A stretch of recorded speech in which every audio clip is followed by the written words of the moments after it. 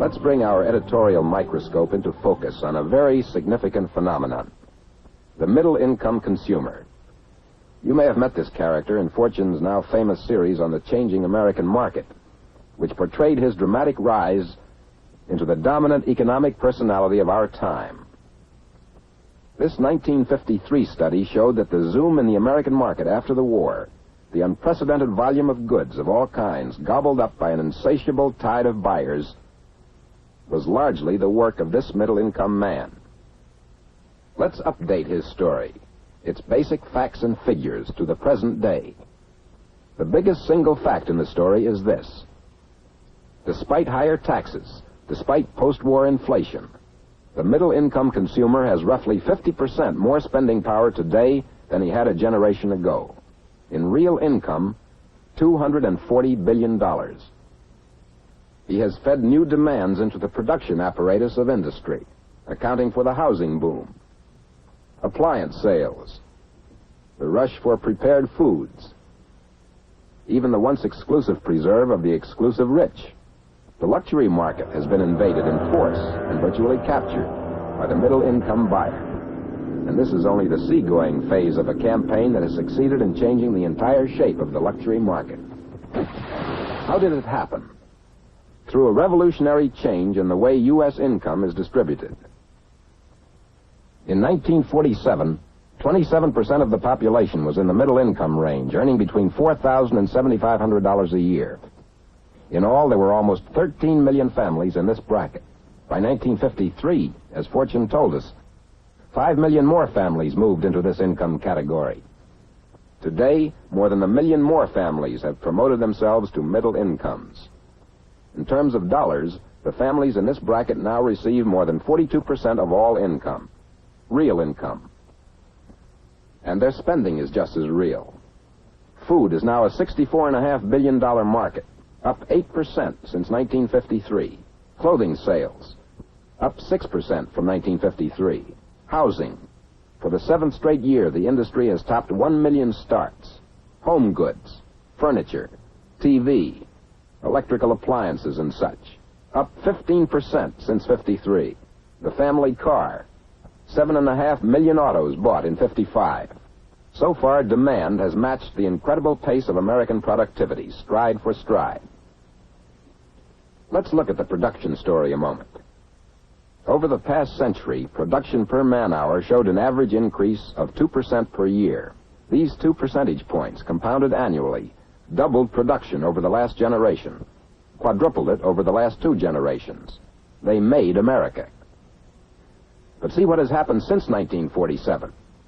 The yearly rate of increase has risen 50%, and the implications of that rise are truly staggering. If sustained, as it seems likely to be, it will remake America. Production per man-hour is slated to redouble by 1980. But this productive potential, if it is to translate itself into standard of living, has got to be sold, and in large measure, sold to him. Thus, marketing becomes the pivot on which our continued prosperity turns. Marketing must make the growing production mesh with the expanding market. This is where the challenge now lies. To meet that challenge, American business has taken a new look at its own attitude to marketing and advertising. Over the past 30 years, the ups and downs of advertising activity kept pace with the ups and downs of consumer spending. When sales rose, promotional activities rose. When sales dropped, advertising dropped. But in 1949, and again in 1953 and 54, there was a change. As the volume of sales slid down, advertisers countered by moving the volume of advertising steadily up.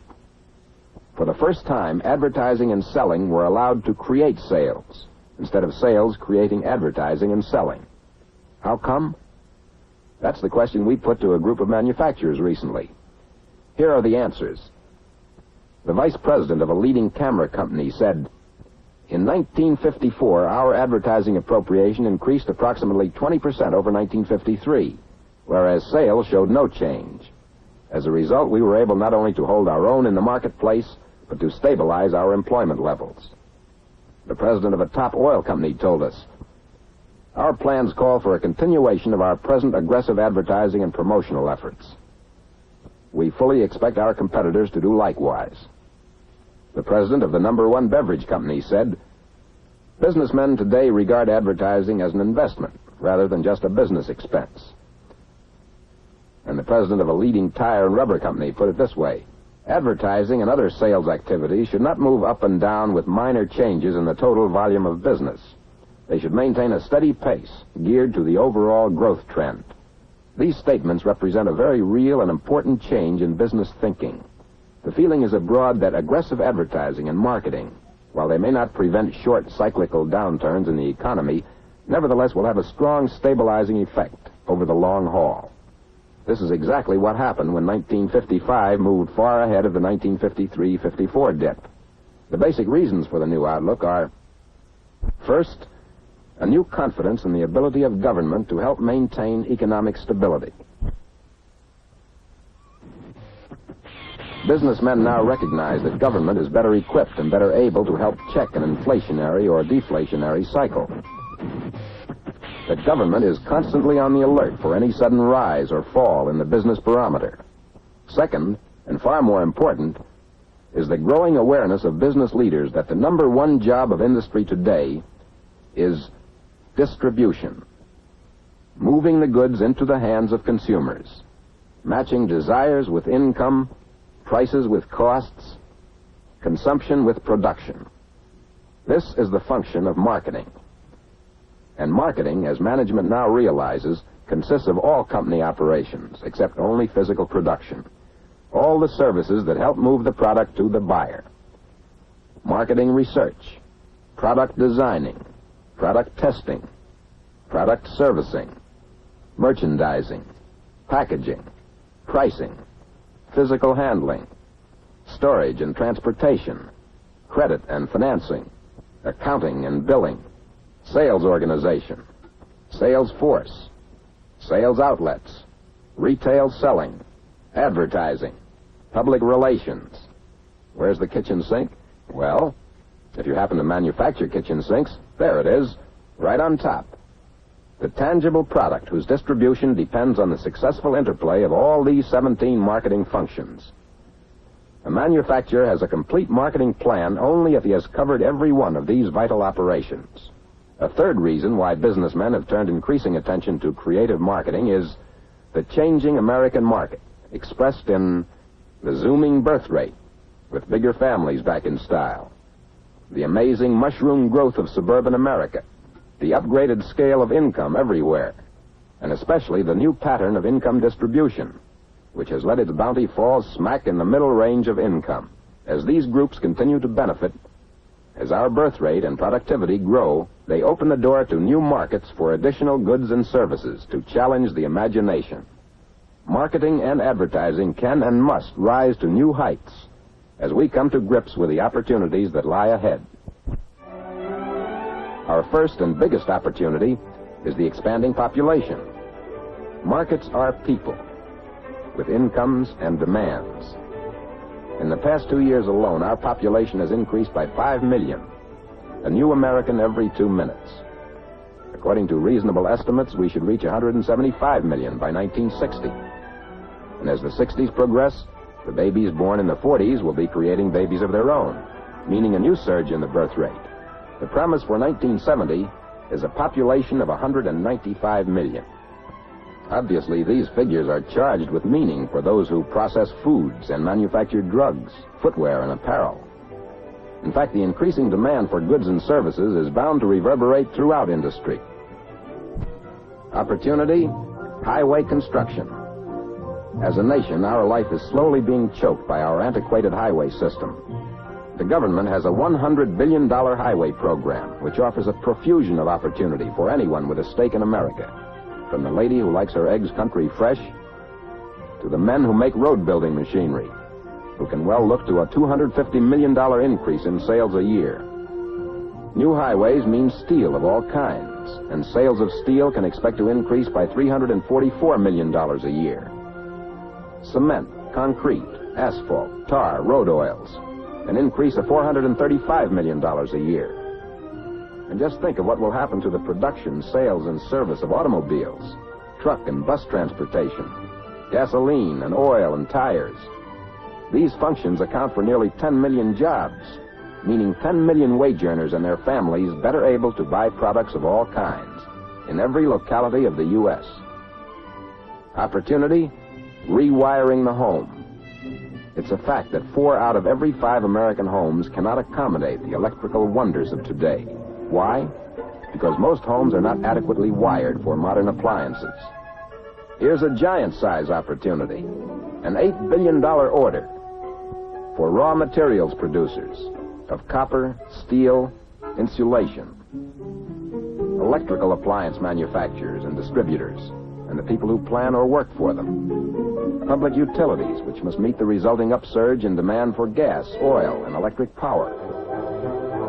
Opportunity, urban redevelopment. Think of a business, any business, industrial or consumer, and then imagine the opportunities that would open for that business if our cities would step up their present redevelopment programs. Our cities need enlarged parking facilities, more bridges, redevelopment of slums. Add the crying need for new city schools, hospitals, and recreation centers, and urban redevelopment emerges as the biggest single task and opportunity ahead. Less tangible, but just as real, is the opportunity in new product development. The past is only an inkling of the future. And look at what jet planes, penicillin, nylon, television have meant to our economy and our workforce. This much is certain. 10 years from now, a good part of our workforce will be making products as yet unknown or now incubating in laboratories. A recent statement by a giant electrical company, referring especially to electronic and atomic energy, summed up the near future in these words: "The fields are so promising that we expect to produce more in the next 10 years than in all of the previous 75 years of our existence." Opportunity, the suburbs. 1/5 of America, over 32 million people, now live in the suburbs, and 1.25 million more are moving in each year. This shifting tide of population carries with it a clamor for new shopping centers, new schools, new highways, new fulfillments for off hours and leisure time. As it builds, suburbia becomes a green pasture for every conceivable type of insurance line, and suburban living opens new opportunities for beverages of all kinds, sporting goods, the entire spectrum of consumer goods and services. Opportunity, education. The number of high school graduates has doubled since as recent a year as 1940.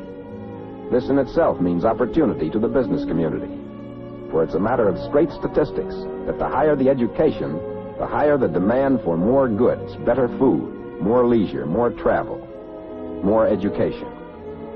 A people with high standards of education is a people with high standards of living. Opportunity, leisure time. The average American today works 15% fewer hours than he did a generation ago, yet his productivity is more than half again as high. Both trends, rising productivity and shorter hours, will continue. The increase in leisure time, now and in the years ahead, is a creative economic force bringing new needs, hence new opportunities for marketing. These are only a sampling of the great opportunities in store.